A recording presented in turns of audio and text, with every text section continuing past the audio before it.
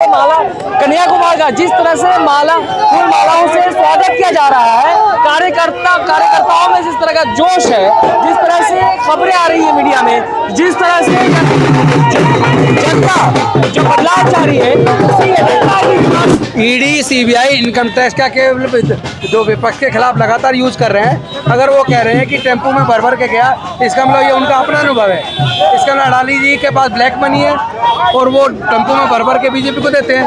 और अगर वो कह रहे हैं कि अब कांग्रेस को दिया इसलिए राहुल गांधी चुप है, तो जांच करा ले ईडी की। पूरा का पूरा एनडीए मिलकर 200 से नीचे जा रहा है और इंडिया गठबंधन 350 साढ़े 300 के बीच पहुंच रहा है। ये मैं आपको बता रहा हूँ। मोदी जी बोलते कुछ है करते कुछ है। नोटबंदी लाने की बात कब की थी? लेकिन नोटबंदी लाके देश को तबाह कर दिया।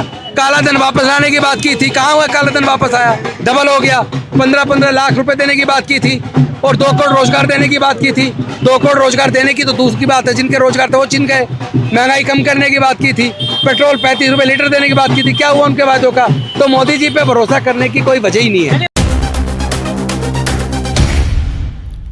देश की सच्चाई सच छुपने नहीं देंगे। दोस्तों इस समय हम उत्तर पूर्व दिल्ली के ताहिरपुर सराय में मौजूद हैं, जहां से आप देख सकते हैं लगातार जो अब आपको जो है कन्हैया कुमार की रैली आपको दिखाने की कोशिश कर रहे हैं। अभी इससे पहले भी कन्हैया कुमार की रैली पहले ही शुरू हुई थी खेरा गांव से। आप देख सकते हैं कन्हैया कुमार यहां पहुंच चुके हैं और देख सकते हैं कार्यकर्ताओं में किस तरह से जोश है। आप देखेंगे कार्यकर्ताओं के बीच जो जिस तरह से जोश की लहर है, आप देख सकते हैं। यहाँ पे आप देखिए माला कन्याकुमारी का जिस तरह से फूल मालाओं से स्वागत किया जा रहा है, कार्यकर्ताओं में जिस तरह का जोश है, जिस तरह से खबरें आ रही है मीडिया में, जिस तरह से जनता जो बदलाव चाह रही है, बदलाव होके रहेगा। लगातार मैं आपको अलग अलग जगह से दिल्ली के अलग अलग क्षेत्रों से जो है चुनावी सरगर्मियां दिखाने की कोशिश कर रहे हैं।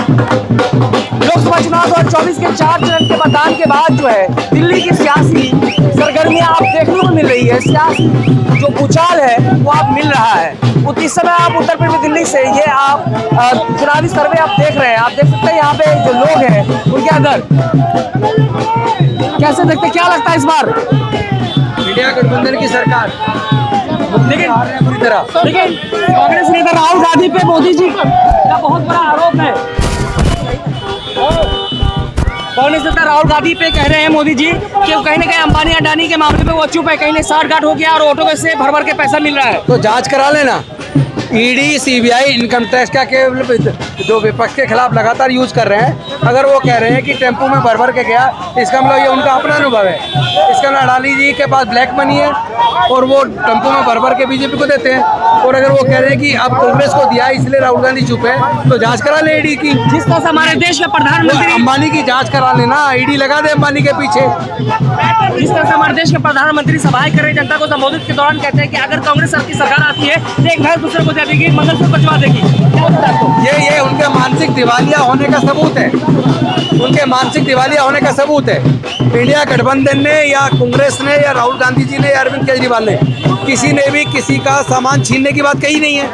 आप उनका घोषणा पत्र पढ़ लीजिए। उन्होंने सामाजिक न्याय की बात की है, हिस्सेदारी भागीदारी की बात की है। उन्होंने जो वंचित वर्ग है उनको भी देश की तरक्की में हिस्सा मिलना चाहिए। तो इसमें गलती क्या है? अगर देश के गरीबों को, दलितों को, पिछड़ों को देश की तरक्की में उनको भी हिस्सा मिल जाए तो इसमें दिक्कत क्या है किसी को? ममता बनर्जी का कहना है कि इंडिया गठबंधन को जो है 315 सीट आ रही है, मोदी जी 195 180 पे 195 में पूरा का पूरा एनडीए मिलकर 200 से नीचे जा रहा है और इंडिया गठबंधन 350 साढ़े 300 के बीच पहुंच रहा है।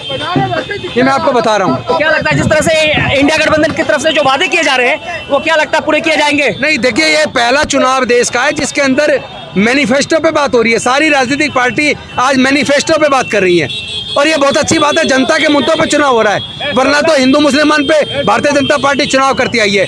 इस बार जनता के मुद्दों पे चुनाव हो रही है, सबके लिए खुशी की बात है। घोषणा पत्र पे बात हो रही है, जो जनता के साथ वादे किए उन पे बात हो रही है। ये देश के लिए बहुत उचित है। एक शब्द नहीं बोलेंगे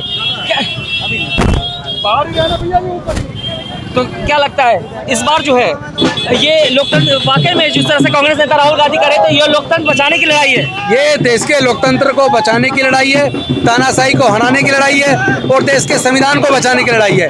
अदरवाइज हम देख रहे हैं लगातार भारतीय जनता पार्टी के बड़े बड़े नेता, उनके सांसद लगातार कह रहे 400 पार दीजिए तो संविधान बदल पाएंगे। तो देश के संविधान को बदल के देश पे क्या राजतंत्र थोपने की साजिश रच रहे हैं? क्या मनुस्मृति का शासन वापस लाएंगे क्या ये लोग? मोदी जी कह रहे हैं कि ये जो विपक्ष है जनता को गुमराह करने की उनकी अरे कोशिश है। मोदी जी बोलते कुछ है करते कुछ है। नोटबंदी लाने की बात कब की थी? लेकिन नोटबंदी लाके देश को तबाह कर दिया। काला धन वापस लाने की बात की थी, कहाँ हुआ काला धन वापस आया? डबल हो गया। 15-15 लाख रुपए देने की बात की थी और 2 करोड़ रोजगार देने की बात की थी। 2 करोड़ रोजगार देने की तो दूसरी बात है, जिनके रोजगार थे वो छिन गए। महंगाई कम करने की बात की थी, पेट्रोल 35 रुपए लीटर देने की बात की थी, क्या हुआ उनके वादों का?